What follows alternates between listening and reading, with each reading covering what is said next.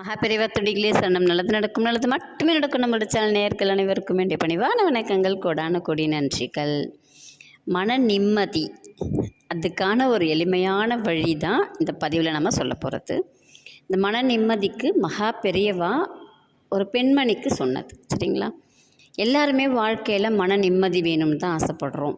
பணம் சம்பாதிக்கிறவன் சம்பாதிக்காதவன் எல்லாருக்குமே என்ன தேவைப்படுதுன்னா மன நிம்மதி. சாப்பிட்டு நான் தூங்கினேன்னா நிம்மதியான தூக்கம் இருக்கணும். மறுநாள் காலையில் எந்திரிக்கும் போது இந்த பிரச்சனை அந்த பிரச்சனை அப்படிங்கிறது இல்லாமல் ஒரு அமைதி எனக்கு வேணும் அப்படிங்கிறது தான் எல்லாருக்குமே ஆசை, இல்லைங்களா? அந்த ஆசைக்கு மகா பெரியவா ஒரு எளிமையான ஒரு ஸ்லோகன் தான் சொல்லி கொடுத்துருக்காங்க. ஒரு பெண்மணி என்ன பண்ணுறாங்கன்னா மகா பெரியவாவை பார்க்கறதுக்காக போகிறாங்க.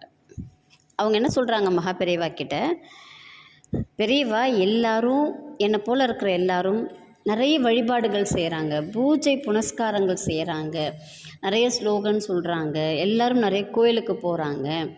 ஆனால் என்னால் இது மாதிரி எதுவுமே செய்ய முடியல. நான் காலையில் ஏஞ்சி வேலைக்கு போகிறேன், திரும்ப சாயந்தரம் வரேன், சாயந்தரம் வந்து திரும்ப என் வேலையை பார்க்குறேன், இப்படியே ஓடுது. எனக்கு ஒரு நிம்மதியே இல்லை.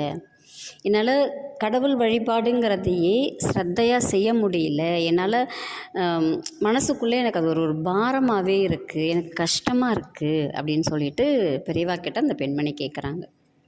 உடனே பெரியவா என்ன சொல்கிறாங்கன்னா, அம்மா நீ அடுத்தவங்களுக்காக உழைக்கிற, உங்கள் குடும்பம் நல்லா இருக்கணுங்கிறதுக்காக உழைக்கிற, அதுவே கடவுளுக்கு ஒரு பெரிய விஷயம். அப்போது அடுத்தவங்களுக்காக செய்கிறோன்னாலே அது கடவுளுக்கு செய்கிற மாதிரி. அதனால் நீ இதுக்காகலாம் கஷ்டப்படணுங்கிற அவசியமே கிடையாது. உனக்கு ஒரே ஒரு மந்திரம் மட்டும் சொல்லித்தரேன். அதை நீ காலையில் எந்திரிச்சு உன் வேலையெல்லாம் முடிச்சுட்டு நீ ஆஃபீஸ்க்கு போகிறதுக்கு முன்னாடி ஒரு 7 முறையோ 9 முறையோ 11 முறையோ உன்னால் எத்தனை முறை சொல்ல முடியுமோ, இல்லை ஒரு முறை கூட சொல்லிவிட்டு நீ பாட்டுன்னு போ. திரும்ப சாயந்தரம் வந்துட்டு நீ தூங்க போகிறதுக்கு முன்னாடி இதை ஒரு முறை சொல்லிவிட்டு தூங்கு. உனக்கு மன நிம்மதிங்கிறது வரும். நீ கடவுள்கிட்ட போய் கோயிலுக்கு போக முடியலையேன்னு நீ வருத்தப்பட மாட்ட. எல்லாமே உனக்கு நல்லதாகவே நடக்கும் அப்படின்னு சொல்லிட்டு பெரியவா அந்த பெண்மணிக்கு சொன்னாங்க. அது என்ன மந்திரம் அப்படின்னு பார்த்துடலாங்களா? ரொம்ப எளிமையானது.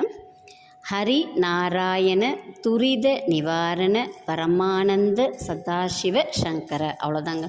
ஹரி நாராயண துரித நிவாரண பரமானந்த சதாசிவ சங்கர. இதை மட்டும் நீ சொல்லு தினமும். நீ பூஜை புனஸ்காரம் செய்த பலன்கள் அத்தனையும் கிடைக்கும். உன் வாழ்க்கையில் மன நிம்மதி அப்படிங்கிறது நிறைவாக இருக்கும் அப்படின்னு சொல்லிட்டு அந்த பெண்மணிக்கு சொன்னாங்க பெரியவா. ரொம்ப எளிமையான வழி, செய்து பலனடையுங்கள். நன்றி, வணக்கம். நல்லதே நடக்கும்.